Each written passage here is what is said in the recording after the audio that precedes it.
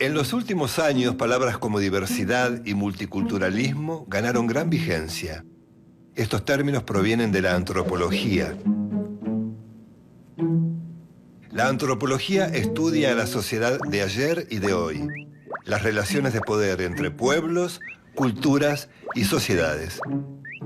En sus comienzos se concentró en el estudio de los pueblos primitivos o salvajes, términos que años más tarde fueron reconocidos como discriminatorios.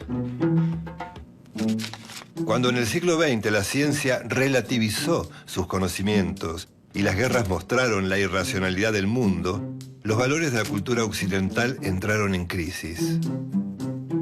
Hasta entonces, la antropología se ocupaba de estudiar al otro, es decir, al no occidental.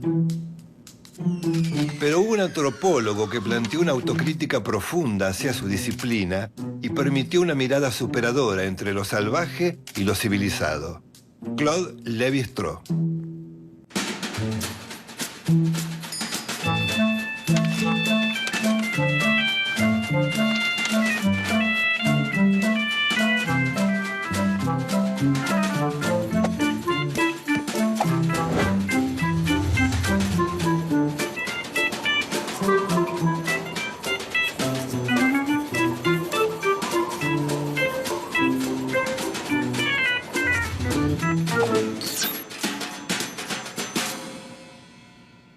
Lévi-Strauss fue quien acuñó conceptos como diversidad cultural, que refiere a la convivencia entre distintas culturas, y multiculturalidad, que parte del reconocimiento del derecho a ser diferente y del respeto entre los diversos colectivos culturales. Sus estudios sobre los mitos, sobre los sistemas de parentesco y sobre el tabú del incesto establecieron una continuidad entre lo primitivo y lo civilizado. Lévi-Strauss cree que el individuo se relaciona con su entorno a partir del pensamiento, no por instinto o por necesidad de preservación.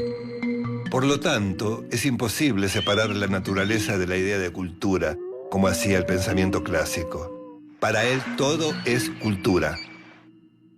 Claude Lévi-Strauss nació en Bruselas en 1908. Estudió filosofía y se dedicó a la docencia en Francia.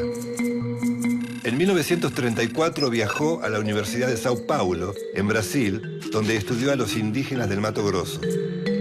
Ese primer contacto lo llevó a abordar sus estudios sobre las costumbres de las tribus Bororo y Cadubeo. Luego fue profesor visitante en la Escuela de Estudios Sociales de Nueva York y director asociado del Museo del Hombre en París. Por esos años publicó sus primeros libros. Desde un comienzo prefirió llamar ágrafos, es decir, sin escritura, a los llamados pueblos primitivos. Entre muchos fenómenos, estudió el totemismo. El tótem es una figura simbólica de forma animal o vegetal que representa el vínculo que une a los integrantes de una comunidad. La tradición científica asociaba el totemismo al fetichismo o a las supersticiones. Por el contrario, para Lévi-Strauss, el totemismo consiste en asociar en forma simbólica un grupo social con un tipo de animal en particular. Esta asociación es simbólica, no real. No se sienten osos, sino que admiran algunos de sus atributos. Era una forma muy elemental de organizar la experiencia. Algunos animales son cazadores, otros son colaboradores. Por eso el totemismo es un fenómeno intelectual. Los pueblos primitivos crearon relatos para entender fenómenos naturales que no podían comprender en forma racional. Estos relatos son los mitos. Los mitos son relatos transmitidos por vía oral, anónimos, y su origen se pierde en el tiempo. A pesar de su aparente incoherencia, llaman la atención por su inventiva y su imaginación desenfrenada. Nacen de la necesidad del hombre de crear instrumentos para procesar problemas lógicos, de inventar una estructura de imágenes que confiera sentido al resto del mundo. Reescribir de acuerdo a los contenidos. Así poder explicar fenómenos como, por ejemplo, la maternidad. Los mitos sirven para remediar ciertas contradicciones que una cultura no puede resolver. son una lente de aumento sobre cómo pensaron los hombres en su evolución. Lévi-Strauss dice que esas estructuras mentales que conforman una cultura no son patrimonio de la civilización, sino del hombre. La mente transforma la experiencia concreta en ideas abstractas. Estas ideas abstractas son las estructuras. Es decir, las estructuras son modelos para estudiar la realidad. El concepto de estructura lo lleva a definir su disciplina como antropología estructuralista, también llamada estructuralismo social. Lévi-Strauss dice que las estructuras no son manifestaciones concretas de la realidad, sino que son modelos mentales de la realidad. Por ejemplo, una maqueta, que es un modelo, permite visualizar el puente que se desea construir. El hombre primitivo apela a los elementos de su experiencia para construir esos sistemas simbólicos como si fueran maquetas. Las estructuras también le sirven a Lévi-Strauss para estudiar las uniones matrimoniales de los pueblos primitivos. En una sociedad determinada surge la necesidad de que los hombres intercambien sus mujeres con otras sociedades. Este intercambio busca hermanar distintos clanes para asegurar la supervivencia en términos de evitar enfrentamientos. Para Lévi-Strauss, el surgimiento del lenguaje o pensamiento simbólico puso en marcha el sistema de reciprocidad que posibilita el intercambio de bienes, objetos y mujeres. Con el intercambio de mujeres, el parentesco se da a través de la alianza entre dos familias por medio del matrimonio. De esta manera se rompe el vínculo de antepasado común que se daba en los grupos cerrados. Esta alianza constituye un fenómeno cultural. Cada hombre puede acceder a muchas mujeres, pero no puede acceder a todas las mujeres. Esta prohibición promueve el intercambio y produce un fluir de mujeres. Este fluir se produce para evitar el tabú del incesto. Se llama tabú del incesto a la prohibición a unirse sexualmente entre padres e hijos y de hermanos entre sí. El pensamiento clásico justificaba esa prohibición en un hecho biológico. Durkheim, el creador de la sociología, vinculó la prohibición del incesto con una censura religiosa.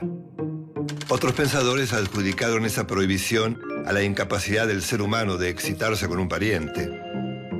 Lévi-Strauss dice que no se trata de una imposición natural, sino cultural. El incesto impone reglas, hábitos y mandatos que no dependen de la naturaleza.